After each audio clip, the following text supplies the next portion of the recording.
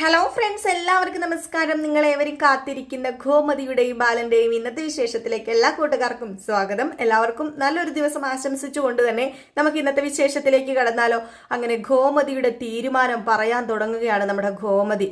അങ്ങനെ ആര്യനോട് മിത്രനെ വിവാഹം കഴിക്കണം എന്ന് ഡയറക്റ്റായിട്ട് ആവശ്യപ്പെടാൻ വേണ്ടി നമ്മുടെ ഗോമതിക്ക് കഴിയില്ലാത്തത് കൊണ്ട് തന്നെ എല്ലാ കാര്യങ്ങളും പറഞ്ഞു മനസ്സിലാക്കി ഒരിക്കലും നമ്മുടെ മിത്രയെ നമുക്ക് ഉപേക്ഷിക്കാൻ കഴിയില്ല.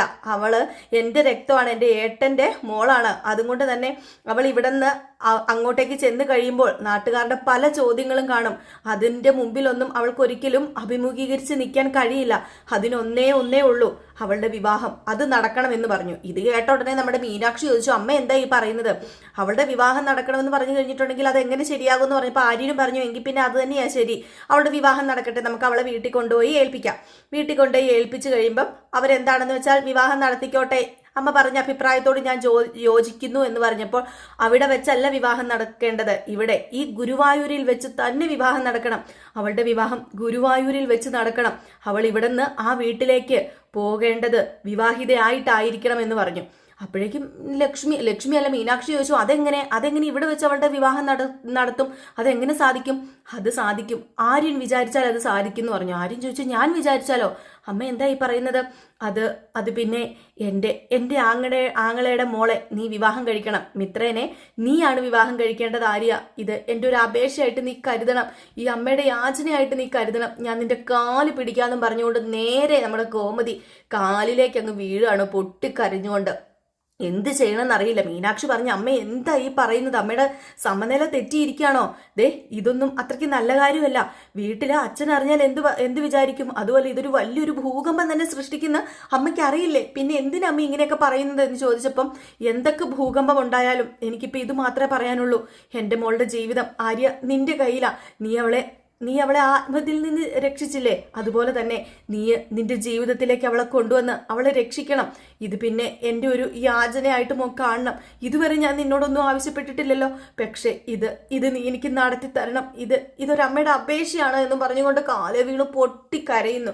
നമ്മുടെ ആര്യൻ എന്ത് ചെയ്യണമെന്ന് അറിയില്ല. അപ്പൊ അതിനിടയിൽ നമ്മുടെ ഗോമതി പറയുന്നുണ്ട്, നിന്റെ ഏറ്റവും വലിയ ശത്രു അത് നിങ്ങൾ രണ്ടുപേരും വലിയ ശത്രുക്കളാണെന്ന് എനിക്കറിയാം, പക്ഷേ ഈ ഒരു തീരുമാനം മോൻ എടുത്തേ പറ്റൂ, ഈ അമ്മയ്ക്ക് വേണ്ടി എടുക്കണമെന്നൊക്കെ പറഞ്ഞു.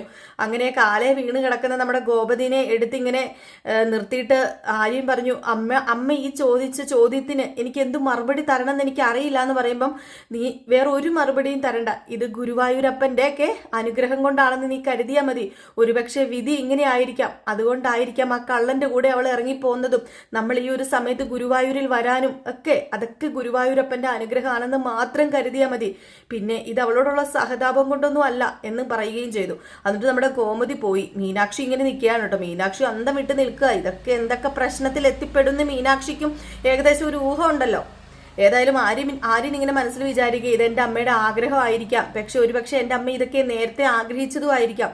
അതുകൊണ്ടായിരിക്കാം അമ്മയുടെ മനസ്സിൽ ഇങ്ങനെ ഒരു ഇതിപ്പം കയറി വന്നത്. അപ്പം അമ്മയുടെ ഒരു ആഗ്രഹം തന്നെയാണ് ഇത്. എങ്കിൽ പിന്നെ എൻ്റെ അമ്മയുടെ ആഗ്രഹത്തെ ഞാൻ ഒരിക്കലും എതിർക്കില്ല, ഞാൻ എൻ്റെ അമ്മയുടെ ആഗ്രഹം സാധിച്ചു കൊടുക്കും എന്നൊക്കെ ഇങ്ങനെ മനസ്സിൽ വിചാരിച്ചപ്പോൾ ആര്യന് പൂർണ്ണമായിട്ടും ആര്യന് സമ്മതമാണ് കേട്ടോ. അപ്പൊ ആര്യൻ അത് സമ്മതിക്കുകയാണ് ചെയ്യുന്നത്. അപ്പൊ ആര്യന് സമ്മതമാണെന്ന് നമ്മുടെ ഗോമതിയോട് പറഞ്ഞു. ഇനിയിപ്പം സമ്മതം ചോദിക്കാൻ നമ്മുടെ മിത്ര മാത്രമേ ബാക്കിയുള്ളൂ. നേരെ മിത്രയുടെ അടുത്തേക്ക് ചെല്ലുകയാണ്. അപ്പം മിത്രയുടെ അടുത്തേക്ക് ചെല്ലുമ്പോൾ ജാനകിയുടെ റൂമിലാണ് ഉള്ളത്. അപ്പം ജാനകി മിത്രേനെ ഓരോന്നൊക്കെ പറഞ്ഞ് ഇങ്ങനെ മനസ്സിലാക്കുന്നുണ്ട് കേട്ടോ.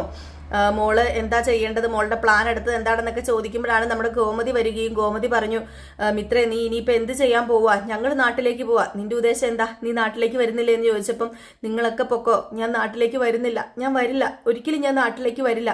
എനിക്ക് എൻ്റെ അച്ഛൻ്റെ മുഖം കാണാനായിട്ട് പറ്റില്ല, ആ വേദന എനിക്ക് കണ്ടു നിൽക്കാൻ പറ്റില്ലെന്ന് പറഞ്ഞപ്പം, പിന്നെ നീ എന്താ ചെയ്യാൻ പോവാ? ഈ നാട്ടിൽ ഒറ്റയ്ക്ക് അലഞ്ഞു തിരിഞ്ഞ് നടക്കാൻ പോവുകയാണോ? പക്ഷെ അതൊന്നുമല്ല, ഞാനൊരു തീരുമാനം എടുത്തിട്ടുണ്ട്. നീ നിന്റെ വീട്ടിലേക്ക് പോകുന്നുണ്ടെങ്കിൽ നീ വിവാഹിതയായിട്ടായിരിക്കണം. നിന്റെ കല്യാണം അത് ഈ ഗുരുവായൂരപ്പൻ്റെ നടയിൽ വെച്ച് തന്നെ ഞാൻ നടത്തുമെന്ന് പറഞ്ഞപ്പോൾ, ഇല്ലപ്പച്ചി, ഒരിക്കലും ഇല്ല, ഒരിക്കലും എനിക്കിനി ഒരു വിവാഹം ഇല്ല, എനിക്ക് വേണ്ട, എനിക്ക് ആരെയും വിവാഹം കഴിക്കേണ്ടെന്ന് പറഞ്ഞപ്പോൾ, നീ ആരെ വിവാഹം കഴിക്കണമെന്നും ഞാൻ തീരുമാനിക്കും.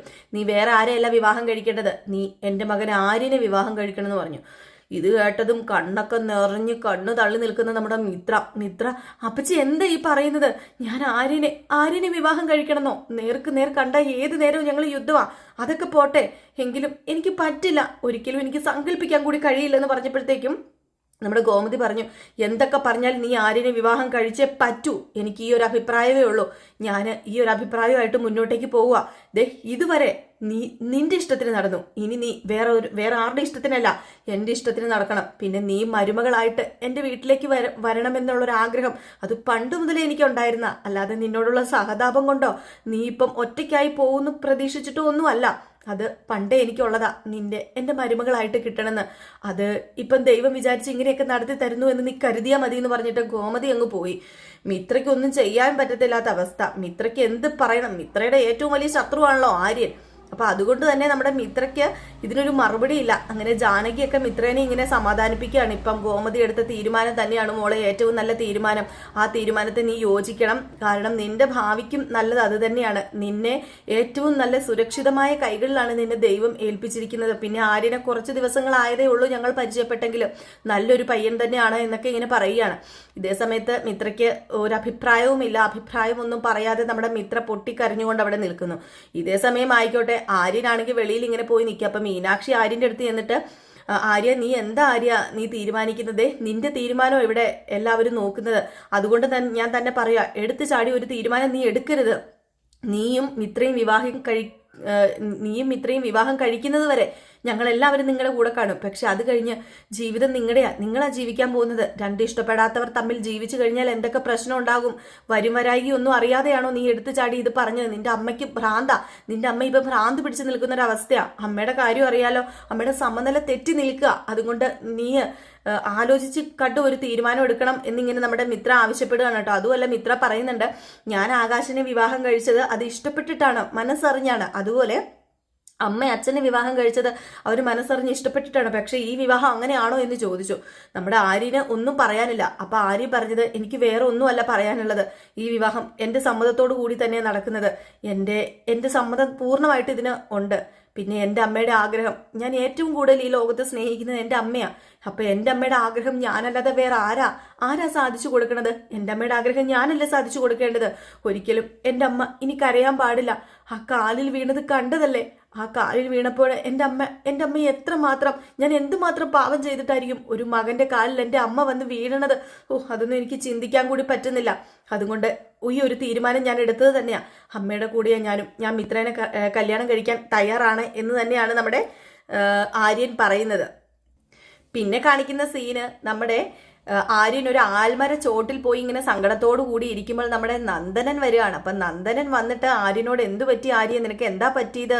ആര്യാന്നല്ല, എന്തു പറ്റി മാഷ എന്നൊക്കെ പറഞ്ഞാണ് വരുന്നത്. ബ്രോ എന്നൊക്കെ വിളിച്ചോണ്ട് വരിക.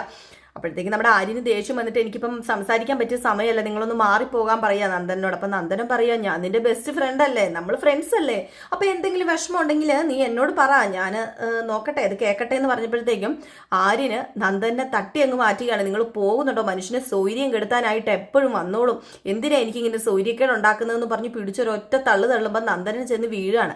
നന്ദനൻ ചെന്ന് വീണ് കഴിയുമ്പോഴത്തേക്കും നമ്മുടെ ആര്യന് പെട്ടെന്ന് അത് എന്താ പറയുക, നമ്മുടെ ആര്യൻ ചെയ്തത് തെറ്റാണെന്ന് ആര്യന് തന്നെ തോന്നി.